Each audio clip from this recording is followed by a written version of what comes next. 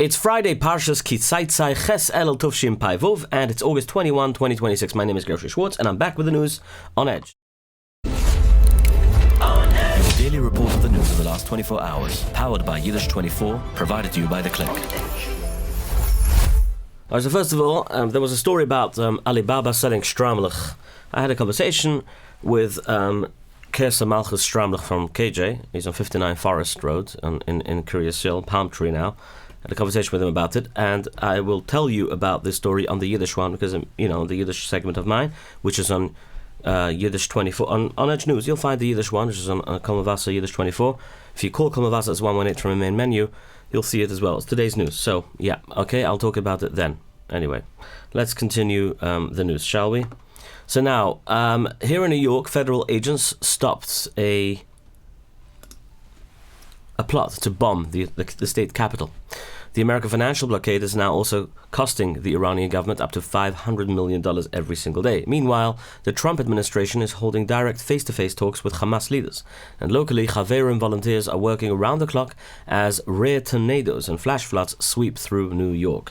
Let's talk about kosher skinny shot, because, when you want to do the shots, like I said yesterday already, the day before, that if you want to do the shots because you want to lose weight, now Yom Tov is coming, Kanai had a bunch of cedars. You gotta gear yourself up to know when your brain, the chemical that your brain releases to tell you to stop eating, obviously sometimes disappears with all this food processing, Kanai hara. So yeah, we need to be careful, and the shots do help if we've reached a certain place where the doctor says, Yep, you gotta be careful. So with shots, you can obviously go down a little bit and get your brain to be train your brain. So it's a very healthy way by this. It's not dangerous at all. I would advise you to call Kosher Skinny Shot on 845-456-8924. Call your doctor as well, but Kosher Skinny Shot guides you. They give you they check your risks. They check everything before you take it. They're not just to go fly, take a shot and go home. They make sure that you're actually eligible, mean to say healthy-wise, and also, so ask your doctor first, but call 845-456-8924. You can also enter to win a free month with us on Edge if you call me on 845-671-1775. Press 5, leave your name and telephone number very clearly with Kosher Skinny Shot on Edge. The Israeli military is fighting more on the ground in southern Lebanon right now. They are moving north past the Litani River. Fighter jets and heavy guns are bombing the Ali Al-Tahir Ridge. Now, if you ask me, that's kind of a breach in the ceasefire. I don't know, the military says secret operations there have killed a large number of Hezbollah terrorists. A breach in ceasefire from Hezbollah. Well, there's supposed to be a ceasefire in Lebanon, but Hezbollah's not kind of sticking to it. They also killed members of the Iran's IRGC, which the United States today has designated as a part of the IRGC already, which is a big step. The Hezbollah-run media network is warning viewers that Israel might capture the ridge. They say that includes Imad 4, that is the important underground base built beneath the mountain. Now, overnight, Israeli jets struck the ridge at least 4 times. They also bombed Al-Kantara and 2 villages in the Tir district. They also hit the Tzur district, Tur district, and they also hit the Hezbollah headquarters in Berashit it's called. Inside the Lebanese government, leaders are trying to change who controls the border area.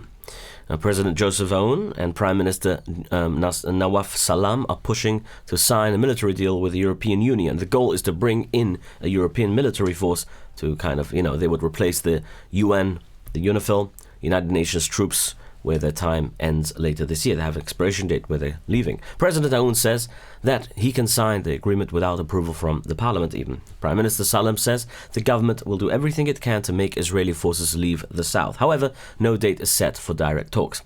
Well, they had talks already, but we told you the other day that Israeli fighter jets bombed a Syrian military airbase. You remember that, right? Remember it? Okay, fine. Now, new satellite images show exactly where the bombs hit. The pictures show 4 direct hits at a place called Abu al-Duhar base. The strikes completely destroyed the newly paved sections of the runway. Turkey has recently helped Syria rebuild those strips. A former senior Palestinian Authority officer, in other news, who became a major terror leader, was killed overnight. It happened during an arrest raid in Jenin. His name is Fathi Hazem, who tried to stab Israeli paratroopers with a knife as they tried to arrest him. The soldiers returned fire and killed him on the spot. No Israelis were hurt in the process. Fathi was the father of the terrorist who murdered 3 Yidden at a Tel Aviv bar in April 2022. Following that attack, Fathi strongly encouraged more violence, and he urged Palestinian Authority security officers to fight the Israeli military, the PA. Forces had delayed arresting him due to his severe health conditions, but they moved in after he recently refused orders to come in for questioning. United States Ambassador to Israel, Mike Huckabee, is defending a new White House decision. He is defending the Trump administration holding direct talks with Hamas. Huckabee said that the meetings are not meant to make the Islamic terrorists look like a real government because they're talking to them direct, face to face. He says the United States is sitting down with them because they want to tell them face to face to give up their weapons. In other words, nicely or not, will basically like interrogations. He says they are being told, not interrogation because they're obviously coming willingly, no, they are being told that they will never rule Gaza again, in other words. Let's talk about your business, because your business does tasks, right? You have ClickUp, you have Trello, many other companies like Asana, Monday.com. All these are great, but at the end of the day, they have so many features that you're paying a ton of money for, by the way, per user, per thing. I know, it's a lot of money. Have you tried Tasks Joy? Try Tasks Joy. It's simple. It's built by Chaim Shingeman. He understands that we don't want all this extra Abi, understands the Yiddish business cup. And Bechlal, it's built for anyone out there, but Tasks Joy will give you the joy in your tasks, believe you me, and it's cheap. It's not expensive. Try it for 10 days for free. If you mention on Edge, try it 10 days free. Go on to tasksjoy.com. That's TASKS. Again, joy.com. Again, TASKSJOY.com. And let me tell you about the language. Oh, the language capabilities are amazing there, by the way. It's all AI driven, and obviously you can also send a task directly from your AI app. Let's say ChatGPT or Claude or Gemini if you use it. Send it through that to the Tasks Joy app. It's amazing, by the way. And it understands any languages, up to 40 languages, I think. You can talk to your workers in one language, they'll reply to you another, but you all understand each other, which is amazing. Tasksjoy.com. Okay. The United States is blocking Palestinian... If you want to be an advertiser, by the way, on Edge, you can also call me on 845-671-1775. Press 1, to speak to a representative about advertising with us on Edge, or you can visit our website on onedgenews.com. The information is in the description below. Like and subscribe, share. Yeah, give me all that. Exactly. The United States is blocking Palestinian Authority President Mahmoud Abbas from entering the country. The United States, this is the second year in a row where they have a ban. He wanted to travel to New York to speak at the United Nations General Assembly, which is coming up next month, September, right? United States officials said that Washington is refusing to issue him an entry visa. Abbas had asked Turkish President Erdogan to speak directly to President Trump about this to try and convince him to let him in, but the effort failed. The State Department is keeping the travel ban in place. The Israeli government is officially moving forward with a major new construction. This is for the E1 area we spoke about yesterday between Yerushalayim and Ma'ale Adumim, which is part of the West Bank. Authorities just published the paperwork. They're asking companies to offer a price to build 1,400 new homes, which is an investment. They're asking investors. 5 European countries immediately released a shared statement demanding Israel to stop the building. The countries are the United Kingdom, France, Germany, Italy, and the Netherlands. They warned builders that they will face contractors legal trouble if they try to get the job. The European Union is also threatening to put warning labels on Israeli products. They also threaten to cut business ties if work begins on these areas. Colombia has officially recognized Israeli control over the Golan Heights. The move follows talks between Israeli Foreign Minister Gideon Sa'ar and Colombia's new president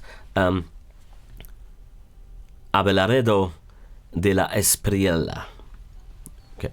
The announcement makes, it's too hard for me to pronounce his name, the announcement makes Colombia the only country besides the United States to agree that the land belongs to Israel.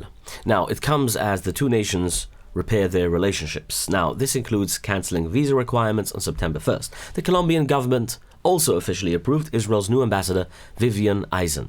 She travels to the country on Sunday to obviously, a surprise 1-hour strike stopped check-in and luggage loading at Ben Gurion airport on Thursday afternoon.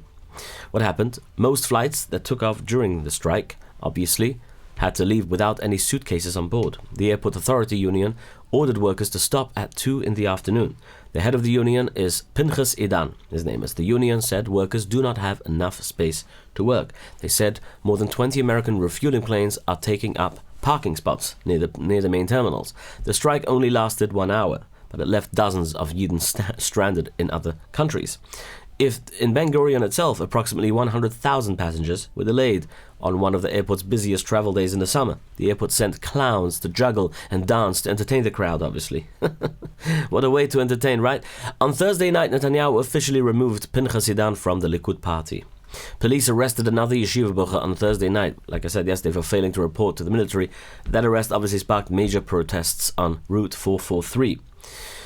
Officers stopped Moti Mishkovsky near the Ben Shemen forest and handed him over to the military police. Dozens of Haredim quickly organized a protest at the nearby Maccabim checkpoint blocking the highway. Police moved in to clear the road, and the clashes obviously injured at least one yeshiva bocher. Mishkovsky remains in a military prison. The government recently told the High Court that enforcing the military draft with arrest is very difficult. They said it always causes these kinds of large protests. They haven't gotten the message yet, have they? Moving to Washington. As we reported yesterday on the new American financial aid shipping blockade against Iran, also known as sanctions, just over a month after the ceasefire ended, Treasury Secretary Scott Bessent is pushing harder. He is now targeting every single broker, fake company, and bank that handles money for the Iranian government. Washington also officially listed Hezbollah as an organization taking direct orders from Iran's military. I guess they officially recognized it now as Iran. The Treasury Department placed financial penalties on 10 specific people. They say those men smuggled hundreds of millions of dollars on regular passenger flights. They moved the cash across Lebanon, Turkey, and the United Arab Emirates, the UAE. This blockade is obviously costing around up to $500 million every single day. Shipping tracking data shows 0 oil tankers have crossed the Strait of Hormuz since the middle of July. With Iranian oil cut off, the Saudi Arabian company Aramco took over the sales. They are now selling 4 million barrels of oil to China from ports outside of the blockade area. Iranian Foreign Minister Abbas Araghchi called the American blockade economic terrorism. He claimed Washington is just trying to distract the American public from the United States national debt, which is, we reported yesterday, $40 trillion. Inside Iran, the government is looking at a new law. They want to throw citizens in prison just for speaking to American or Israeli reporters. The initial framework has been approved, but it has not yet been part of the law. President Masoud Pezeshkian's administration is against this law. They say that they already have ways to track spies and that this law would violate the citizens' rights. They have rights there? Didn't know that. Iraqi Prime Minister Ali al-Zaidi ordered all Iran-backed terror groups in his country to give up their weapons. He set a deadline of September 30th. In an announcement, he announced that all weapons must be handed over to the government. Washington is pushing for this change, obviously, after they spoke. The United States told Iraq to take away their weapons or risk losing access to American dollars. Those dollars keep the Iraqi economy running, obviously. Kataib Hezbollah is a major Islamic terror group funded by Iran. They're now threatening the Prime Minister directly. The group warned him that they are losing patience. The Prime Minister says he will not cancel the order, even if it costs him his life. Armed men took over a tanker off the coast of Yemen. They're forcing it to sail towards Somalia. This is the second ship hijacking in just 4 days. A British group that monitors the oceans, the UKMTO, confirmed that a gunman boarded the ship. Somalia pirates are returning to the area, obviously. The waters in that region are mostly unguarded right now. So the ongoing tension between the United States and Iran is pulling military ships away from pirate patrols. The specific name for the tanker and the condition of the crew have not been confirmed yet. The Houthis launched drone attacks into Saudi Arabia. They hit a target that they wanted to hit at the Najran airport and the Aramco oil facility we mentioned before. The group's military spokesperson Yahya Sari confirmed that they used drones to strike both locations with pride, obviously. He said the attacks were a direct response to Saudi Arabia flying its own drones over Yemen. Sari said that they hit a sensitive target. However, he did not release any numbers on the damage or say if anyone was hurt. Back in the United States. Obviously, the Houthis said that this was a direct response to Saudi Arabia, who are flying their own drones over Yemen for spying, I guess, for making sure that protecting themselves, I guess, just in case they do strike again and that they can hit them. Sari said that they hit a sensitive target. Well, he says so. Back in the U.S., federal agents stopped a terror plot to bomb the New York State Capitol and kill lawmakers in the New York State Capitol. They arrested 35-year-old Jessica Bowie in Albany. Guess it was very serious. Prosecutors say she pledged her loyalty to ISIS. To prepare for the attack, she watched the Capitol building. She surveilled it. She gathered materials to make a bomb. And she is now in federal prison for this. Severe storms are bringing massive flash floods and rare tornadoes across New York City and the surrounding areas today. The heavy rain completely flooded the Chabad World Headquarters at 770 Eastern Parkway. In Williamsburg, Javier and volunteers have spent the last few hours working continuously to help people. They're pumping water out of people's basements that were filled by the storm. Off the coast, storms over the water turned into several tornadoes and moved onto land. They touched down in Queens and Long Island. In Atlantic Beach, a tornado directly hit 2 locations. I don't yet know of the damage. I think it hit so far the Sun and Surf Beach Club and the Silver Point Beach Club there. Queens was placed under strict tornado warning until 7:15 in the evening. Emergency alerts told people to get to the lowest floor and stay away from the windows. Okay, let's talk about Lakewood now. I don't exactly know more damage and reports. This is what I know so far. Lakewood families are facing huge price increase for school busing just days before the school year starts. The Lakewood Student Transportation Authority made an announcement today. The cost for extra busing is jumping up. It went from $385 to $945 per child. The Transportation Authority sent an urgent letter, a notice to the parents explaining the sudden $560 jump. For the past 10 years, Lakewood Township has paid part of the busing costs. Now, New Jersey just took away a lot of the township state funding. Because of that, the township completely cancelled the bus money. The new price only affects families living inside Lakewood who do not qualify for free busing, state busing. Anyway, this means elementary students who live 2 miles or less from the school, basically, are affected. It also affects high school students living 2.5 miles or less. It does not affect families in Howell, Jackson, or Toms River. Let's talk about Shawarma Delight before we finish today's segment. So, if you know, Thursday night, throughout the summer, they have Minyan Milcha Marv in the marketplace. You know the marketplace, next to Bingo, okay? Right next to Bingo, Fino, that area. Shawarma Delight is right there. Great shawarma, the best lamb shawarma. It's off exit 14. If you ever stop by Monsey on the way, it's worth a trip from London or from Israel even. Try the shawarma. From Israel, yes. Great shawarma. 845-272-0011, 26 Spring Valley Marketplace. Or you can visit them at sdny.store. You mention on Edge, you get a free drink. The kids get free ices, he said to me, throughout the summer. And if you want to borrow money to invest in a building, the best place to borrow money from is YS Capital Group. Ask them about their no closing costs. 718-831-2168. And mention on Edge to get your locked-in rates. Arrive Express. You call a taxi, you want it to arrive Express, and it arrives, and it's Express. It takes you to the destination Express too. Safe, reliable. 845-622-1111, which is the fleet here in Rockland County, and 845-254-1111, their KJ location. Now, when it comes to designing software, you could try Fiverr. You could try. I spoke about it yesterday already. You can go to all these sites, find someone, spend 2 years, and you'll never get anywhere. My point is that this is why you need Protobyte, because Chaim Shingeman knows what you need, knows how to build your software. 347-354-1237. My friends, have yourselves a wonderful Shabbos Kodesh, and we'll see each other Be'ez Hashem Yisburach next week. Your daily report of the news of the last 24 hours, powered by Yiddish 24, provided to you by The Click.